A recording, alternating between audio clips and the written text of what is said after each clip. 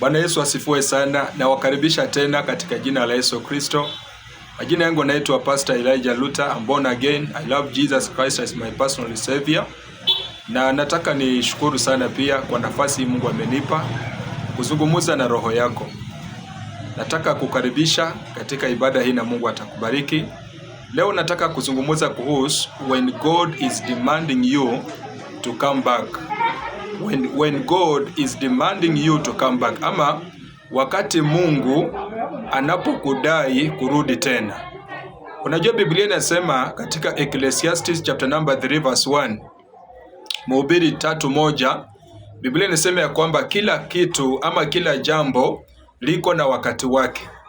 Na wakati wa Mungu wa kukutoa mahali ukifika, ukienda, Mungu atafungua mlango mahali pengine. Lakini kama wakati wa Mungu haujafika, ukitoka mahali, Mungu atakudimandi tena urudi pale, utimize kila alikuambia kufanya ndio uende. Na unaona hata wakati wa Hagai. Wakati Hagai alipokuwa anatoroka katika nyumba ya Sara, alipoconceive akaanza kutoroka, akiwa njiani malaika wa Mungu alimtokezea akamwambia Hagai, rudi katika nyumba ya Sara, maana wakati wako wa kuachana na Sara ulikuwa bado haujafika. Bwana Yesu asifiwe sana. So ili somo litatubariki sana. Ni kama chakula, ukipika chakula alafu ukitowe kwa meko ama ukitowe kwa gas ama kwa stove ama ukitowe kwa moto, kama hicho chakula bado hakijaiva, kikitolewa bado kitarudishwa pale. Bwana Yesu asifiwe sana.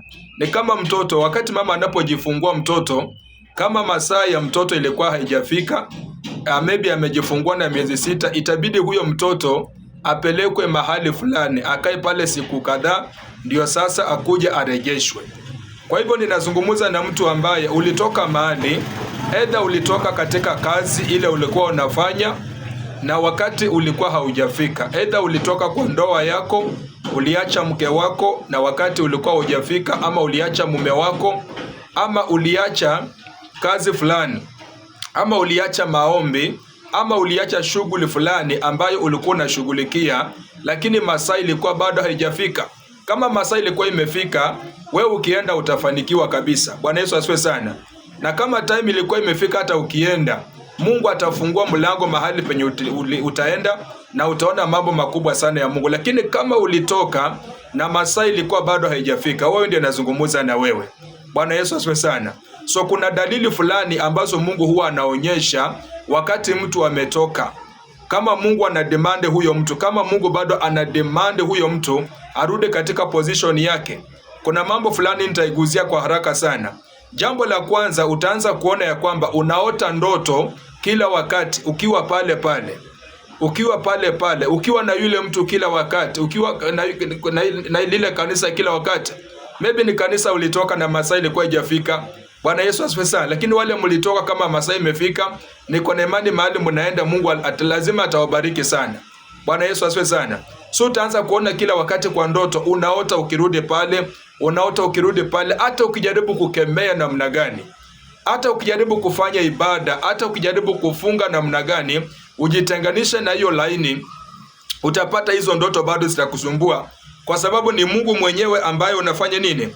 Unapigana na yeye. Bwana Yesu asifiwe sana. So ni vizuri kutii na unarudi na mambo inakuwa sawa. Jambo la pili ambalo utaona katika maisha yako, utaona ya kwamba kule umeenda hautatosheka. Haleluya. Unajua mahali penye unaenda lazima utosheke. Biblia inasema katika 2 Corinthians chapter number 3 verse 18 ya kwamba Mungu anatuinua from one glory to another glory. So ukitoka mahali ile utukufu ulikuwa nao, kule unaenda inafaa upate glory kubwa sana kuliko ile glory ulipata mahali hapa, ama ulipata kule mahali penye ulikuwa. Hagai chapter number 2 verse 9, Biblia inasema kwamba the latter glory shall be more powerful than the former glory. Sasa kule umeenda inafaa utosheke vizuri sana kuliko kule umetoka. Lakini ukiona umetoka mahali na kule umeenda haujatosheka, basi inamaanisha kwamba masaa yako ya kutoka ilikuwa haijafika. Bwana Yesu asifiwe sana. Na jambo la tatu, utapata ya kwamba itafika wakati kwa muda fulani neema itakuja kuisha. Mungu akikutoa mahali kama masaa imefika, kule unaenda, neema haiwezi kaisha. In fact, neema dinaongezeka zaidi. Lakini ukiona umeenda na unapata unaendelea inafika mahali kuna haribika kabisa, ile grace inakuja inatoka kwa kukumbuka habari ya mwana mpotevu katika Luke chapter number 15 verse 16 to 17. Biblia inasema ya kwamba akawa akitamani kujishibisha katika yale maganda nguruwe walikuwa wanakula, lakini hakushiba. Akasema, verse 17 inasema ya kwamba akasema, ni watumishi wangapi walio katika nyumba ya baba yangu wanaokula na kusaza? Akaondoka akarudi kwao. Nazungumza na mtu ambaye ulitoka mahali na masaa ilikuwa haijafika. Bwana Yesu asifiwe sana. Usiona aibu ya kurudi pale. Wewe rudi, utaona Mungu. Jina la Bwana libarikiwe sana. Akarudi na akaona Mungu. So kuna mtu anaweza toka mahali akaendelea vizuri kabisa, hata mwaka ikaisha, miaka 2 ikaisha, miaka 3 ikaisha. Unajua ni kama maji. Wakati umestoku maji vizuri, haimaanisha kwamba sasa hautahitaji maji, hapana. Jina la Bwana barikiwe sana. Unaweza stoku maji kabisa, lakini itaisha polepole. The more unaitumia, the more inaisha. Nayo hiyo neema inafikanga mahali inafanya nini? Inakuja inaisha kabisa. Lakini kama umetoka kama masaa imefika, hiyo neema huwa inaongezeka kwa jina la Yesu. Bwana Yesu asifiwe sana. Number 4, utasikia katika moyo wako sauti inakuambia kila wakati rudi, rudi, rudi, rudi. Yaani utakuwa unasikia kila wakati rudi pale. Utakuwa unasikia pigia yule mtu simu. Utakuwa unasikia rudi pale, ongelesha yeye, zungumuza na yeye. Hiyo sauti ukisikia usipuuze. Inawezekana ni sauti ya Mungu. Bwana Yesu asifiwe sana. Jeremiah chapter number 6 verse 16. Biblia inasema ya kwamba Mungu akatuma Yeremia akawaambia, rudini katika habari ya mapito ya kitambo. Lakini hawakumsikiza Yeremia. Sauti ilikuwa inaongea ndani yao ikiwaambia, rudini pale msaidike. Mlitoka kabla wakati wenu haujafika. Lakini wale watu hawakumsikiza Yeremia. Na Biblia inasema kwamba wakaendelea kuangamia kila wakati. Jina la Bwana libarikiwe sana. Na jambo lingine number 5, utasikia ndani ya moyo wako, yani utaanza kuwa na aibu. Mtu mwenye alitoka kabla masaa haijafika, utaanza kuwa na aibu ukiona wale watu uliacha pale. Ukimwona kwa barabara unakimbia.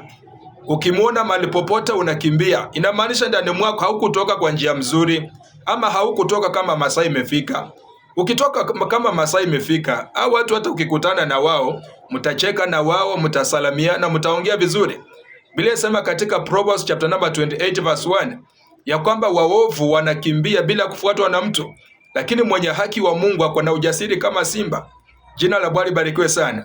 Mtu mwenye ametoka kwa kampuni mahali fulani, ama ametoka kwa ndoa fulani, ama ametoka mahali popote, kama umetoka kwa njia mzuri, ama wakati wa Mungu umefika, niko na imani ya kwamba hata ukirudi pale, ama ukikutana na watu pale, hata kama ni kwa kanisa, kama ulitoka kwa kanisa, kama masaa imefika wakakubariki, mchungaji wako akakubariki, hata uko na uwezo wa kurudi tena pale, wasalamie na uende.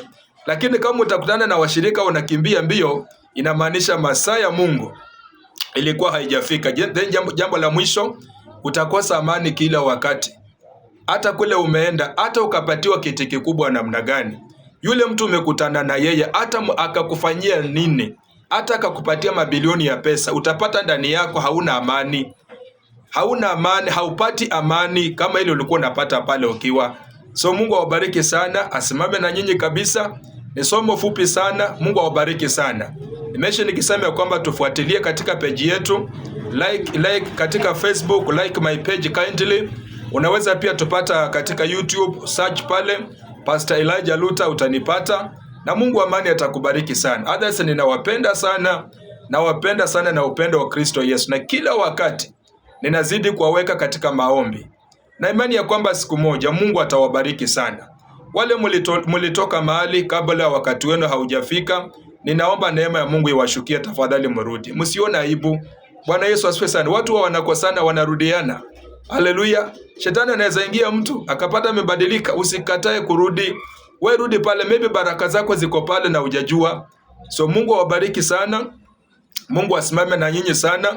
Kila wakati nikiwaambia kwamba nikiwa kwa mlima huwa nawakumbuka kwa maombi. Nikiwa kanisani, kama sasa hivi niko kanisani, ninawakumbuka kwa maombi sana. So Mungu awabariki sana. Ninawabariki sana katika jina la Yesu. I bless you. I bless you. I bless you. I bless you. Shalom, shalom. God bless you.